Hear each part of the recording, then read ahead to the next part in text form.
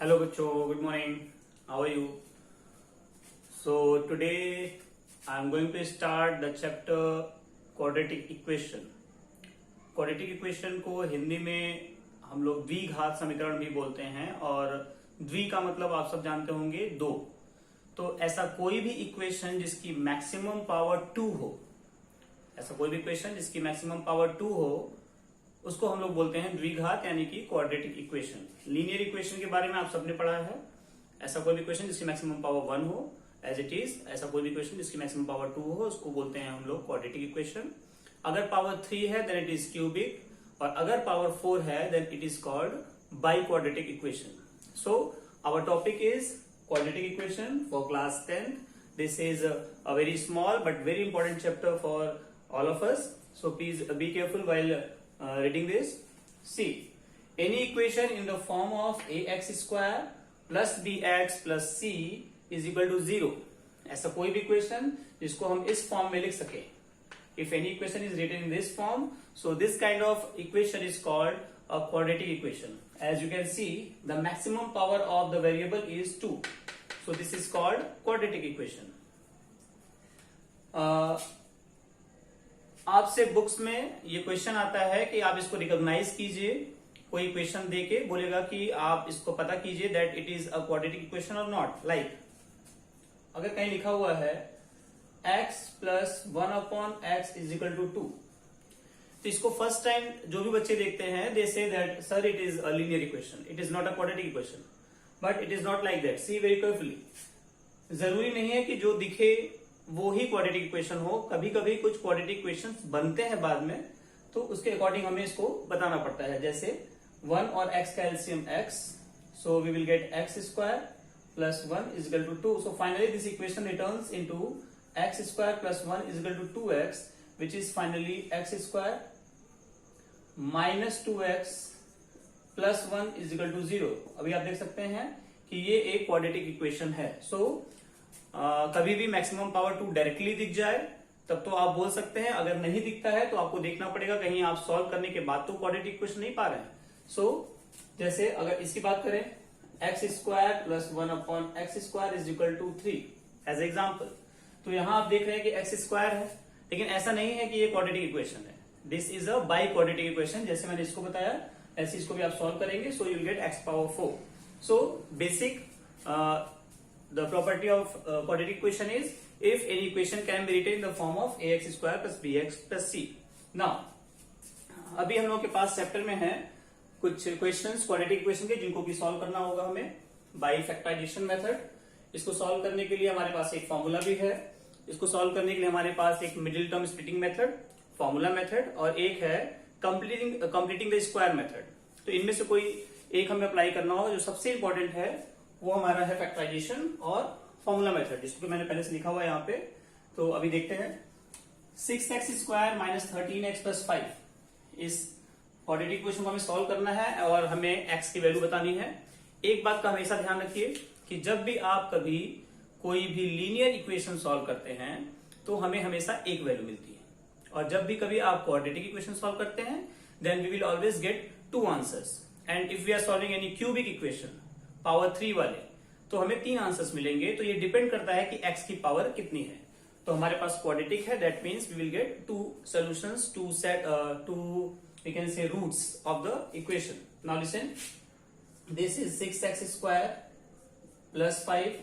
I hope all of you have done this in class 8 and 9.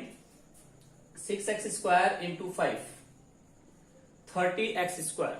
Now this 13x minus 10x minus 3x. See, minus 10 will be minus 30 and 10 into 3 will be 30. So 6 5 is 30x square, the condition is fulfilled, and minus 10x minus 3 is equal to minus 13. So there is no change in the equation. Now we can take 2x common. So we will get 3x minus 5 and we can take 1 as common, 3x minus 5 is equal to 0. Now 3x minus 5 in one bracket and 2x minus 1 in second bracket, and so we can get the solution 3x minus 5 is equal to 0, that means x is equal to 5 by 3, and 2x minus 1 is equal to 0, so x is equal to 1 by 2. These two are the solutions, or you can say the roots of the quadratic equation. Now, ये हमने solve किया simple middle term splitting method से। अभी हमारे पास मैंने आपको बताया कि फॉर्मूला भी है, and what is that formula? See, formula है श्रीधराचार्य फॉर्मूला। ये क्या है, जरा ध्यान से देखिए। अगर आपके पास कोई ऐसे क्वेश्चंस मिलते हैं जिनको कि आप इस फैक्टराइजेशन मेथड से नहीं कर पाते, तो उसके लिए बनाया गया था श्रीधराचार्य फॉर्मूला। इसको श्रीधराचार्य ने ही डिस्कवर किया था, और इसलिए इसका नाम श्रीधराचार्य फॉर्मूला ही है। ठीक है, so same question we are going to solve with the formula. The question is, sorry, first of all you see the formula. The formula is x is equal to minus b plus minus under root b square minus 4ac upon 2a. Listen carefully. This is the formula in which this b square minus 4ac is called d, and d is nothing but discriminant. d को हम बोलते हैं discriminant, और इस discriminant पे equation बहुत हद तक डिपेंड करता है कि कैसा है, जो मैं आपको बताऊंगा भी आगे के वीडियो में। तो ध्यान से देखिए। So x is equal to minus b plus minus under root b square minus 4ac upon 2a। इस फॉर्मूला को लिखते टाइम बच्चे क्या गलती करते हैं कि ये होल अपॉन 2a ना लिख के केवल इतने के नीचे अपॉन 2a लिखते हैं। So please be careful. So this is our formula, and if we solve the same question with the help of this formula, see now if we have the same question, 6x square minus 13x plus 5 is equal to 0. So ax square plus bx plus c is equal to 0 से compare करेंगे तो value of a will be 6, value of b will be minus 13, and value of c will be 5.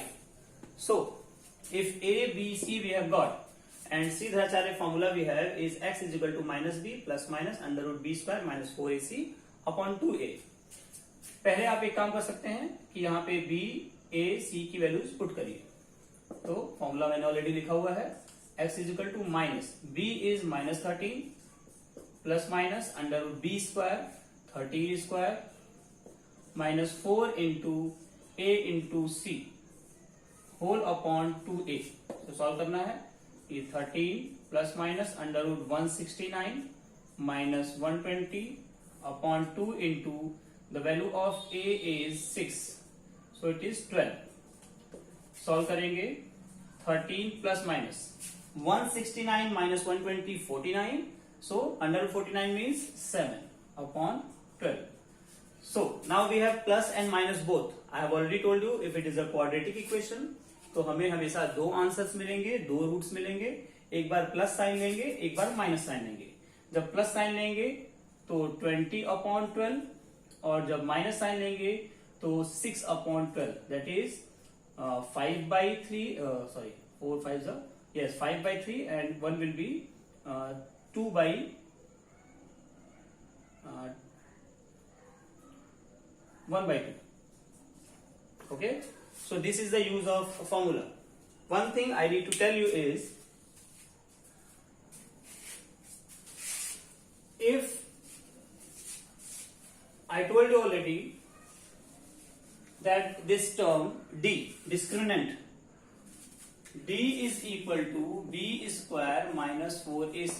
मैंने आपसे कहा कि ये बड़ा important topic है डिस्क्रिमिनेंट d, जिसपे कि डिपेंड करता है कि हमारा क्वाड्रेटिक इक्वेशन कैसा है। जरा ध्यान से देखिए कैसे डिपेंड करता है। अगर इस d की वैल्यू आपने सॉल्व किया, b, a और c की वैल्यू रखी, और अगर इस d की वैल्यू ग्रेटर देन 0 आती है तब, लेस देन 0 आती है तब, और अगर d की वैल्यू इक्वल टू 0 आती है तब, ये तीन कंडीशन है। इन तीनों कंडीशन पे ही इक्वेशन डिपेंड करेगा कि उसके रूट्स कैसे होंगे। जरा ध्यान से देखिए और इसको याद कर लीजिए कि d अगर ग्रेटर देन 0 है तो जो हमारे रूट्स होंगे वो होंगे रियल और डिफरेंट डिफरेंट, मतलब अलग अलग। अगर d की वैल्यू लेस देन 0 है तो रूट्स हमारे जो हैं वो होंगे इमेजिनरी और डिफरेंट डिफरेंट, यानी कि अलग अलग। और अगर d की वैल्यू इक्वल टू 0 आ रही है, डिस्क्रिमिनेंट b स्क्वायर माइनस 4 से आपने सॉल्व किया और आपको 0 मिल जाता है, तो हमें जो रूट्स होंगे वो मिलेंगे रियल और सेम। यानी कि दोनों रूट्स आपको सेम मिलेंगे। तो ये है हमारा जो मेन कंसर्न, आपको ये याद होना चाहिए। ये बोर्ड के एग्जाम में हमेशा पूछता है कि अगर डी की वैल्यू ग्रेटर देन 0 है तो क्या होगा, लेस देन 0 है तो क्या होगा, और अगर इक्वल टू 0 है तो क्या होगा। बिना सॉल्व किए भी हमें कभी कभी ये बताना पड़ता है कि इस इक्वेशन के रूट्स कैसे हैं। ओके, सो इसको आप ध्यान से लिखिए, प्रैक्टिस कीजिए और नोट्स मेंटेन कर लीजिए। और एक क्वेश्चन मैंने ऑलरेडी लिखा हुआ है यहाँ पे, इस क्वेश्चन को आप इसको होमवर्क समझिए और इसको बिना फॉर्मूला के यानी कि फैक्टराइजेशन मेथड से और फिर एक बार फॉर्मूला मेथड से भी सॉल्व कीजिए। Thank you.